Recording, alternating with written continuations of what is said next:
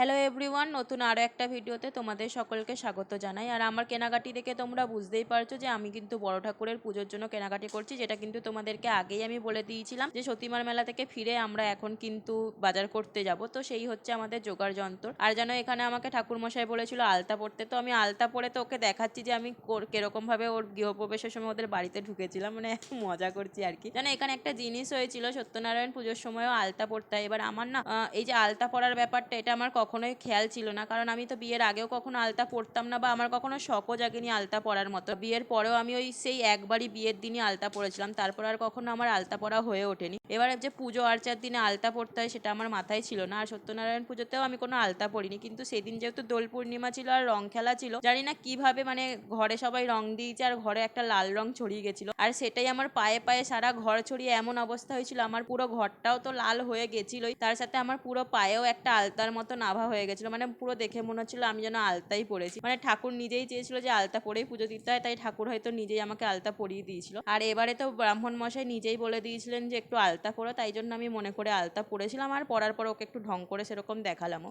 তোমরা যারা যারা আমার সতীমার মেলার ভিডিওটা দেখেছিলে তারা তো নিশ্চয়ই জানোই যে আমার পরের দিনকে মানে শনিবার দিনকে আমাদের বাড়িতে বড় ঠাকুরের পুজো ছিল, সেটা আমি ওই ভিডিওতেই তোমাদেরকে বলেছিলাম। এবার ব্যাপার হচ্ছে গিয়ে আমরা না শুরু থেকেই ভাবছিলাম যে যদি সত্যনারায়ণ পুজো আর বড় ঠাকুরের পুজোটা একদিনেই দেওয়া যেত তাহলে খুব ভালো হতো, কিন্তু এরকম কোনো শনিবারে পূর্ণিমা পড়ছেই না, আর কতদিন এরকম ফেলে রাখা যায় বলো। বিয়ের পর শুনেছি সত্যনারায়ণ পুজো আর বড় ঠাকুরের পুজো দিতে হয়, কিন্তু এভাবে ফেলে রাখলে তো হবে না, তাই জন্য আমরা দোল পূর্ণিমার দিন সত্যনারায়ণ পুজো দিয়েছি, আর তার সেই সপ্তাহেরই শনিবার দিনকে আমরা এই বড় ঠাকুরের পুজোটা দিয়েছি। আর আমি সকাল থেকেই উপোস ছিলাম, কিন্তু আমার এখন জানো তো উপোস করে থাকার একটা অভ্যাস হয়ে গেছে, কারণ বিয়ের আগে তো আমি লক্ষ্মী পুজোর উপোস মায়ের জন্য করতামই, এছাড়াও কিন্তু আমি এখন হনুমান ঠাকুরের পুজো দেওয়ার জন্য ভালোই উপোস টুপোস করি, তাই আমার আপাতত এখন আর কোনো উপোস করতে অসুবিধা হয় না। তাই আমি সকাল থেকে উপোস করে বসে রয়েছি, আর এখন দুপুরবেলা হয়ে গেছে, দুপুর বলতে এখন বিকেল হয়ে গেছে, 4টে বাজে, আর আমি এখন ঠাকুরের সমস্ত কিছু জোগাড় যন্ত্র করা শুরু করে দিয়েছি। আগের বার যখন সিদ্ধি প্রসাদ করেছিলাম না, তখন ওখানে না অনেক ফল প্রসাদ নষ্ট হয়েছিল, কারণ সিদ্ধি প্রসাদের মধ্যেই যে ফল প্রসাদ দিয়ে দিতে হয় সেটা আমি জানতাম না, নয়তো সবাই না ওই প্রসাদ নেওয়ার পর ফল প্রসাদ আর কেউ নিতে চায় না। তাই এবারে আমি ঠিক করেছি আমি সব ফলগুলো একটা একটাই কাটবো আর একদম ছোট ছোট করে কুচি কুচি করবো, যাতে আমি ওই প্রসাদের মধ্যেই দিয়ে দিতে পারি, তাহলে ফল প্রসাদও সবাইকে দেওয়া হয়ে যাবে আর আমার কোনো প্রসাদও নষ্ট হবে না। এই ভেবেই কিন্তু আমি ফলগুলোকে একদম ছোট ছোট ছোট ছোট করে কেটে নিয়েছি।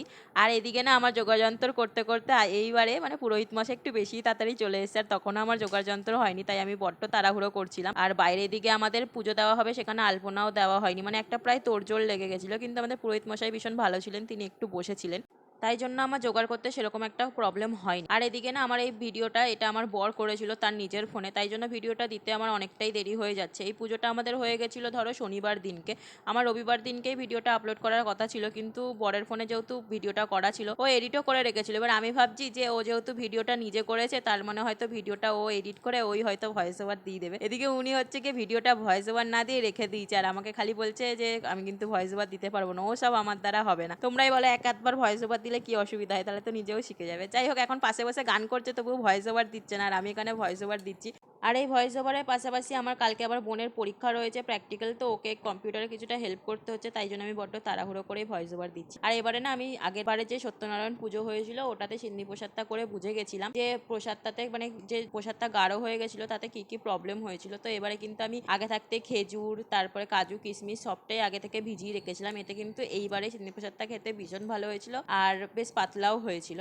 আর আমি না দেখো ঠাকুরমশাই বসে রয়েছে, আমি তার মধ্যে টুক করে রেডি হয়ে নিয়েছি। আর আমি এই জিনিসটা নোটিস করেছি সত্যনারায়ণ পুজোতে যত রকম জিনিস লেগেছে সব কিন্তু সাদা কালার ইউজ করা হয়েছে, আর বড় ঠাকুরের পুজোতে যত জিনিস লেগেছে সব নীল কালার ইউজ হয়েছে। তো আমিও না এইবারে হঠাৎ কি মনে হলো তাই আমি নীল কালারের শাড়ি পরেছি, আর আজকে আমাকে এই নীল কালারের শাড়িটা পরে কেমন লাগছে সেটা তোমরা কিন্তু জানাতে একদমই ভুলবে না। আর তোমাদের কাদের মধ্যে এরকম নিয়ম আছে অবশ্যই জানিও যে বিয়ের পরে এরকম সত্যনারায়ণ পুজো আর বড় ঠাকুরের পুজো দিতে হয়, আমাদের মধ্যে কিন্তু দিতে হয়। আর এরপর পুজো দেওয়ার পর ব্রাহ্মণ মশাই আমাদের ওই ঘড়ির লুটের বাতাসা দিচ্ছিল, আর এই বাতাসাগুলোই আবার কুড়িয়ে কুড়িয়ে বেশি জন তো ছিল না, কিন্তু পায়ে তো লাগানো যাবে না, তাই নিজেরাই কুড়িয়ে কুড়িয়ে আবার রেখে দিচ্ছিলাম, কারণ পরে সত্যনারায়ণ পুজোতে যেরকম ধরো তোমরা বাড়িতে গিয়ে বলে আসো যে আমাদের বাড়িতে পুজো হবে আসবে, বড় ঠাকুরের পুজোতে নাকি এরকম বলা যায় না, তাই জন্য ঘড়ি লুটের বাতাসাগুলো তুলে রেখেছি, পরে যখন পুজো দেওয়া হয়ে যাবে তারপর সবাইকে প্রসাদ নিতে ডাকবো তখন তাদেরকে দিয়ে দেবো। তবে জানো তো পুজোর আওয়াজ শুনে সবাই মোটামুটি এসে তাদের ধূপকাঠি মোমবাতি প্রসাদ দিয়ে গেছিল, মানে সবাই পুজো দিয়ে গেছিল, কিন্তু কেউ এখানে ছিল না, তো তাদের জন্য প্রসাদ তুলে রেখেছিলাম। আর এবারে সিন্নি প্রসাদ আর চাল মাখা দুটোই খুব ভালো হয়েছিল। আর আমাকে কেমন লাগছে কিন্তু সেটা একদমই বলতে ভুলবে না। তাহলে আজকের ভিডিও আমি এখানে এন্ড করছি, আর নেক্সট ভিডিওতে তোমাদের সাথে দেখা হবে তোমাদের কমেন্টের রিপ্লাইয়ের সাথে। তোমাদের সমস্ত কমেন্টের রিপ্লাই দেবো এই আমার সংসার ভিডিও। তো আজকের মতন ভিডিওটা এখানে এন্ড করছি, দেখা হবে আবার নেক্সট ভিডিওতে। আজকের মতন আসি তাহলে, টাটা।